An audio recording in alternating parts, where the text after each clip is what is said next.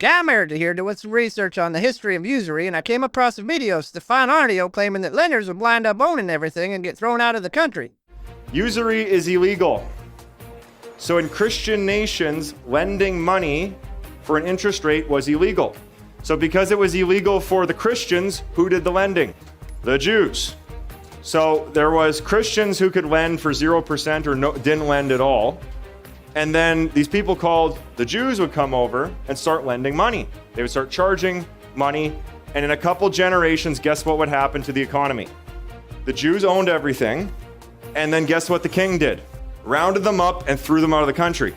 Now, this seemed anti-Semitic to me, but I came across a Jewish YouTuber that claims the same thing, but he also explains that Jews were forced into lending because they were banned from other options. All kinds of guilds and artisan organizations were closed shops. You could not get in, and you would not be allowed to train as a swordsmith or things like that. Jews couldn't get in. Even like dyers and like pigment and things like that, Jews couldn't get into, for the most part. But this is something that was open to them, and not only open, encouraged and protected by the king. Okay, so now that we've established that discussing Jewish history is not anti-Semitic, you can focus on the actual point Stephen is trying to make. Then they go to the next country, and what would they do? Same thing. And what would that king do? Round them up, kick them out of the country. This went on for thousands of years. This is why the Jews in history have had no country, because the king would they would say no usury, no money lending, and they would start the money lending, they would start the central bank to compete with the king would kick them out. They go to the next country, do it again. So this has happened over and over and over again, because this quote right here from Napoleon, he would show the compound interest tables, and he said in a very short amount of time, compound interest would eat up every piece of property in France. Now, if you don't know, essentially compound interest is charging interest on interest, which causes debt to grow at an accelerated rate over time. Hey, that's bullshit! Yeah, it definitely is. Now, I knew about Nazi Germany expelling Jews, but I didn't know about all these other countries, and the Jewish YouTuber confirmed what Stefan is claiming.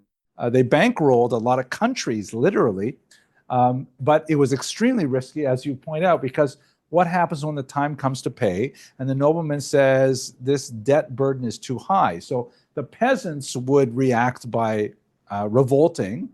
The king or the nobleman would just say, not I'm canceling the debts, but I'm kicking the Jews out. Oh, and by the way, I'm also canceling the debts. So quite a number of Jewish expulsions were due to the fact that the nobility found it financially expedient to get rid of their creditors. Is that the right word? Creditors? I always get those mixed up. Creditors, yeah. They get rid of their creditors rather than pay back the bill. What ends up happening, though, Mr. Adlerstein, what ends up happening is they kick out the Jews, and then after about 6 months or 2 years, they say, wow, it's so hard to get by without having a credit system in place, and they invite them back. So that's why Jews were expelled from France 5 times in 1 century. So if I understand all this correctly, the greedy moneylenders basically turned all Jewish people into targets, and if I got that wrong, please correct me in the comments. Well, what about that compound interest? In fact, I'm going to show you how powerful compound interest is. It's a very scary thing, and there's a reason why it was illegal. Illegal in the Christian nations and the Christian philosophy, because it would literally enslave people. Guys, the interest on credit cards enslave people today. Does student loans enslave people today? We no longer have forced slavery. We have debt slavery now. It is no longer forced slavery. There's not a massa with a whip whipping you anymore to pick cotton or something like that, or build wallets or whatever you're doing, build boats, all sorts of slavery. We now have debt slavery. That seems very true. If you keep using your credit card like I did, your minimum monthly payments are less than the interest you owe, and you can definitely become a slave of your debt. Well, maybe it's time for the peasants to revolt again. Well, I don't know about that, dog. Lots of innocent people have gotten killed by the idiots that are just angry at the world. Maybe it would just be smarter for the working class to try starting over someplace and exile the people that do things to others that they wouldn't want anyone doing to them. An economist named Pareto noticed that 80% of the land was owned by 20% of the families. The start of modern banking was in Italy. You had the Jewish population there, and they would exchange gold for notes.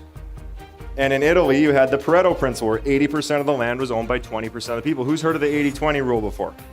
That's from Italy And I want you to write this formula down. Time times compound interest equals power. And today, when you guys are investing in your game, we're going to be doing 30 years of investing over 3 days. So you got lots of time and you have compounding numbers. So when you compound numbers over time, that becomes extremely powerful. I'm not very smart, but it kind of seems like most of our problems are caused by usury rates, and I'm curious what everyone else thinks, so let me know in the comments. If you don't subscribe and hit that like button below, that's some bullshit. Squirrel!